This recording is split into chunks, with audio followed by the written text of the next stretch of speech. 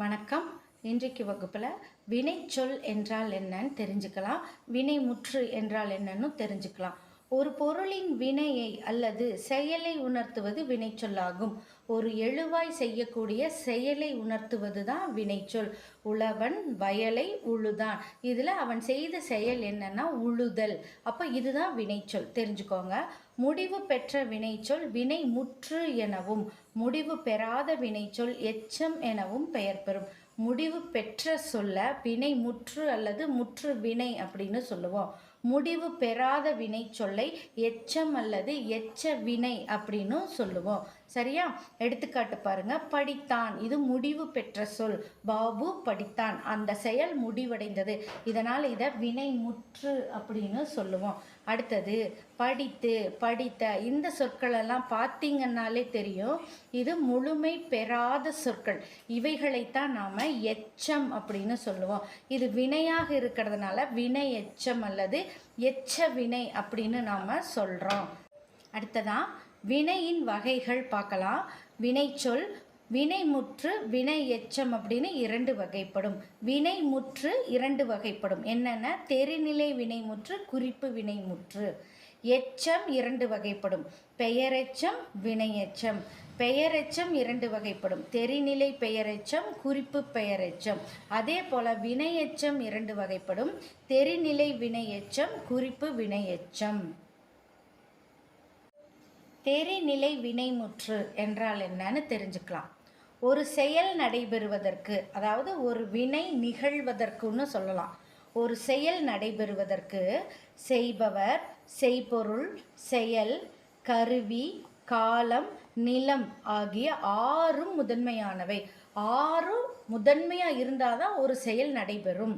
அவை ஆறும் வெளிப்படையாக அமையும் வினைமுற்ற நாம் தெரிநிலை வினைமுற்றுன்னு சொல்லுவோம். இதில் காலம் வெளிப்படையாக தெரியும். சரியா? தெரிநிலைனா காலம் தெரியும், நினைவு வச்சுக்கோங்க. எடுத்துக்காட்டு பாருங்க. கலையரசி மலர் தொடுத்தாள். இந்த வாக்கியத்தில் ஆறு பொருள்களும் எப்படி வெளிப்படையாக தெரியுதுங்கிறத பார்க்கலாம். செய்பவர், அதாவது கருத்தா, எழுவாய்னு சொல்கிறோம் இல்லையா, அது யாரு அப்படின்னு பார்த்தா கலையரசி என்பது நமக்கு தெரியுது. அடுத்தது செய்பொருள், அவ எதை கொண்டு அந்த வேலையை செய்யறா அப்படின்னு பார்த்தா மலர், பூக்கள் இல்லையா. அடுத்தது செயல் பாருங்க, தொடுத்தல், பூக்களை கட்டுறா. அடுத்தது கருவி பாருங்க, நார், நார் கொண்டு கட்டுறா அல்லது நூல் கொண்டு அந்த பூக்களை அவன் என்ன பண்ணுறா, கோர்த்து வைக்கிறா. அடுத்தது காலம், தொடுத்தாள் அப்படின்னு வர்றதுனால இதை நாம் இறந்த காலம் அப்படின்னு வெளிப்படையாக தெரிஞ்சுக்கிறோம். அடுத்தது நிலம், அவள் எங்கு வசிக்கிறாளோ அவளுடைய இருப்பிடம் தான் அந்த நிலம். இப்படி ஆறு பொருள்களும் வெளிப்படையாக தெரிவதைத்தான் தெரிநிலை வினைமுற்று அப்படின்னு சொல்கிறோம். நன்னூல் நூற்பா 320 என்ன சொல்லுதுன்னு பாருங்க.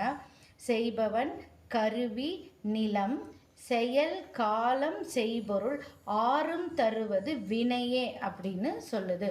அப்போ ஒரு வினைச்சொல் இந்த ஆறு பொருள்களையும் வெளிப்படையாக தரும் அப்படின்னு நன்னூல் நமக்கு சொல்லுது. அடுத்ததா குறிப்பு வினைமுற்று என்றால் என்னன்னு தெரிஞ்சுக்கலாம்.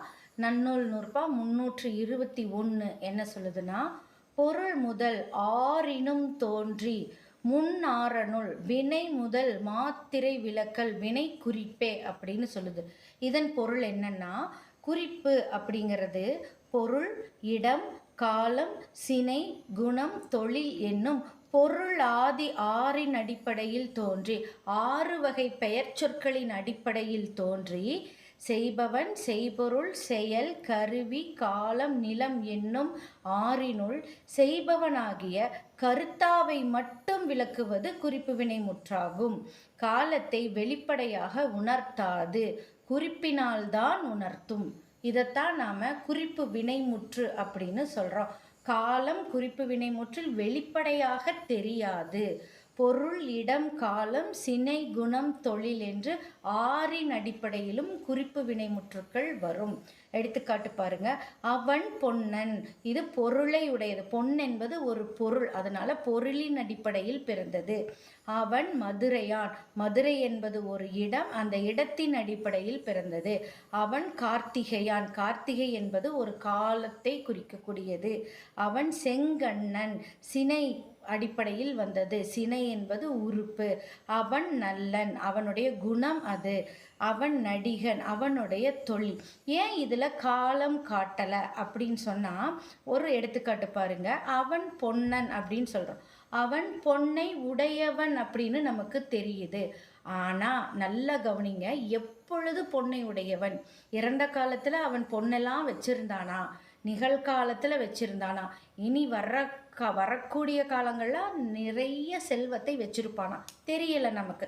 இதைத்தான் காலத்தை குறிப்பினால் உணர்த்தும்னு நாம் சொல்கிறோம். அதே போல் அவன் மதுரையான்.